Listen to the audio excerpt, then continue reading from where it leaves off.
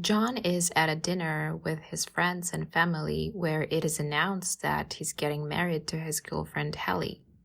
Everyone is happy for the young couple. Everyone except for John. He's got this sad smile, his cute, sad boy look on his face, and he looks as if he's watching his life from afar, as if he's not there. Everything that's happening right now in this room is so boring to him. It means nothing to him. All because somewhere out there, there's a woman of his dreams, the perfect girl. The woman he's about to marry, the one who's sitting next to him, falls in comparison to Sarah. He's even forcing himself to kiss her, we can tell by his body language. If all of you only knew how miserable I really am, deep inside. John seems to be thinking. Someone watching this film may relate to what John is experiencing. And if that's the case, it's not worth it. Even if you really believe that there's a soulmate for you out there, your one true love, or you are hooked on someone just like John, you still need to end your current relationship now. By staying in this relationship, you're not only making yourself miserable, you are stealing, wasting the time of the person you're with right now. Show some decency and end this relationship. If you don't respect yourself, at least respect them. They deserve to meet someone who will treat them like they are the one and not second best. He doesn't even want to go home with her. He leaves earlier and by himself. More proof that he doesn't want this relationship. Because I'm going to come home and act like we just got over a terrible fight. And he said previously, I've ever seen him fight. Must be a bitch on their sex life.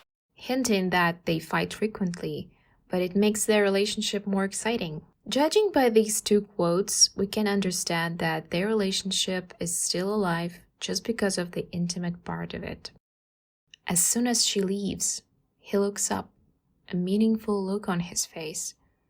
It's the same hotel where he last saw Sarah. His thoughts are so far away from his bride.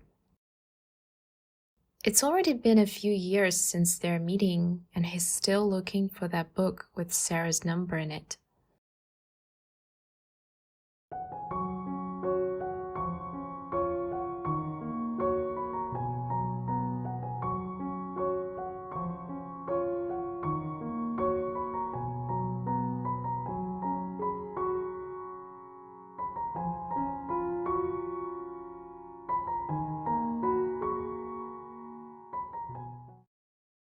It turns out that Lars, Sarah's boyfriend, wants to do his tour and honeymoon at the same time. She seems to dislike the idea, but says nothing. She's forcing herself to make a joke about it, but we can tell that her reaction is not genuine. How's Bora Bora sound? Sexy, sexy. It's as if she's trying to hold the tears forming in her eyes. She too is as miserable as John. When Sarah shows the ring to her sister, the first thing she says is, I thought you wanted a round-cut diamond. and this of course is the wrong thing to say and the wrong way to say it. It's like she unconsciously wants to ruin her sister's mood. It's like seeing someone's boyfriend for the first time and saying, "Oh, but I thought you liked taller guys." Translation: this is not what you wanted. Yes, I can see that you picked him since you agreed to marry him, but I know better what you wanted. You don't know. I know better. To us, the viewers, since we know that Sarah is still thinking about John, we can assume that her sister also can tell that Sarah is making a big mistake marrying Lars. It's all about those little details that serve as hints that Lars is not good enough for her. Especially knowing how crazy Sarah is about signs and fate and everything like that. Oh, Caroline's just pushing you to stay longer because she wants us to house sit for you guys. Unfortunately, the sister doesn't really care about Sarah. She's just excited to have Sarah and Lars's house all to herself and her boyfriend. Yeah, thank you. I was going to ask her when she was drunk. So the sister is a disappointment. Let's see who Sarah's best friend is. Maybe she can at least rely on her. Hi. Oh, yeah. She's a pain in the ass. Too bad. Eve is also very unpleasant, to put it mildly. And I'm not even talking about her obsession with jokes about lesbians. Goodbye, my sweet lesbian lady lover.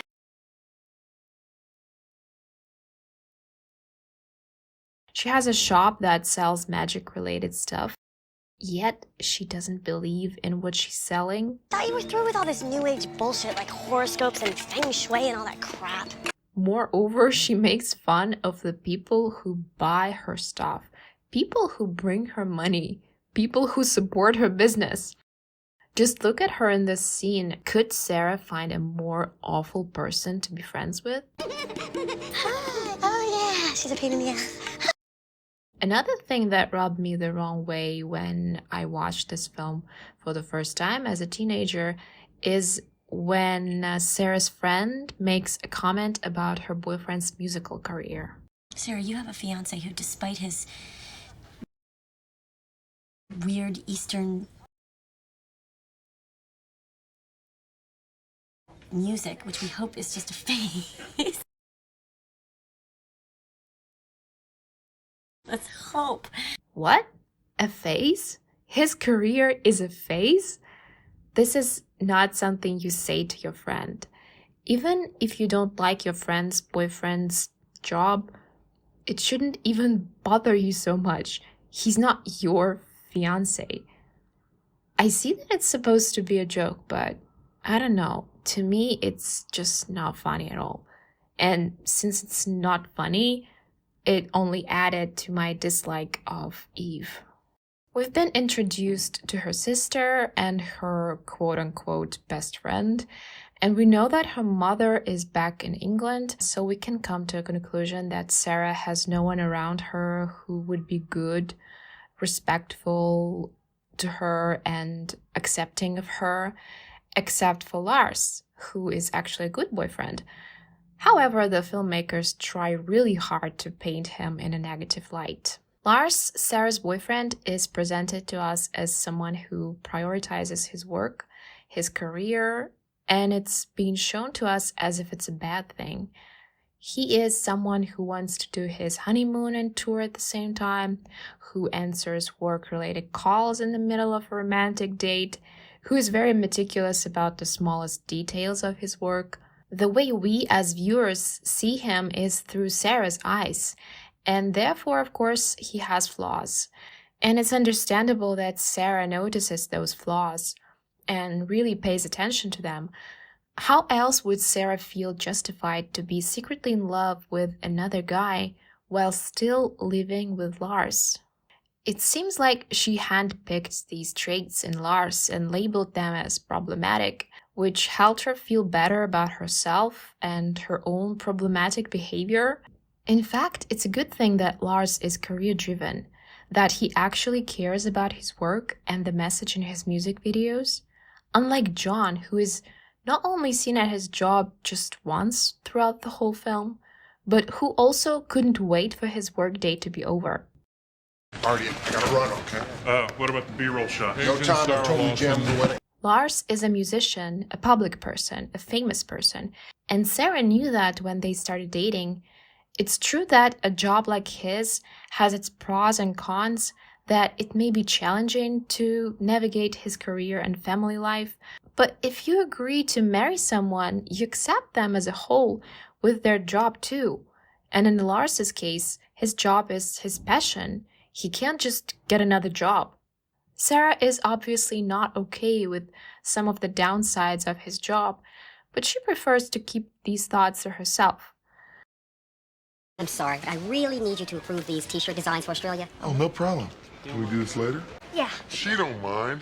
This way, she can explain it to herself that she has the right to be looking for someone else, someone better.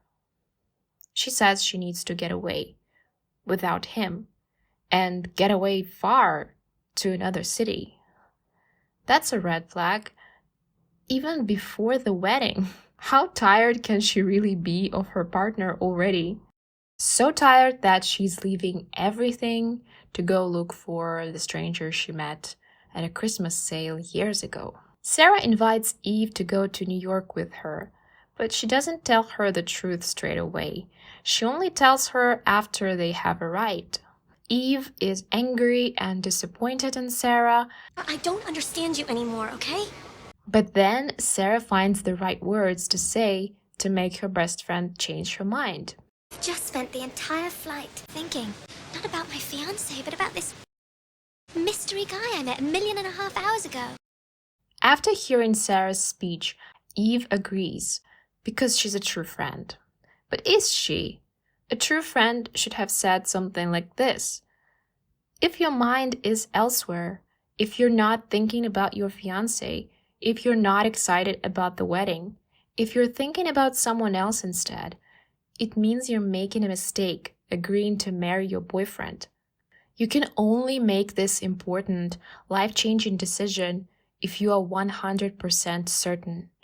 And if your mind is occupied by someone else, some mystery ideal man, it doesn't mean that he actually is the one and that you should be with him. What you should do right now is break up with your boyfriend, set him free, spare him the misery that would be his life if he went down the aisle with you. I see this in so many films when people are indecisive before their wedding and they are often reassured by their friends like, it's okay, it's normal. Everyone has second thoughts. No, I disagree. It's not okay. I think you have to be absolutely sure about your decision to marry someone.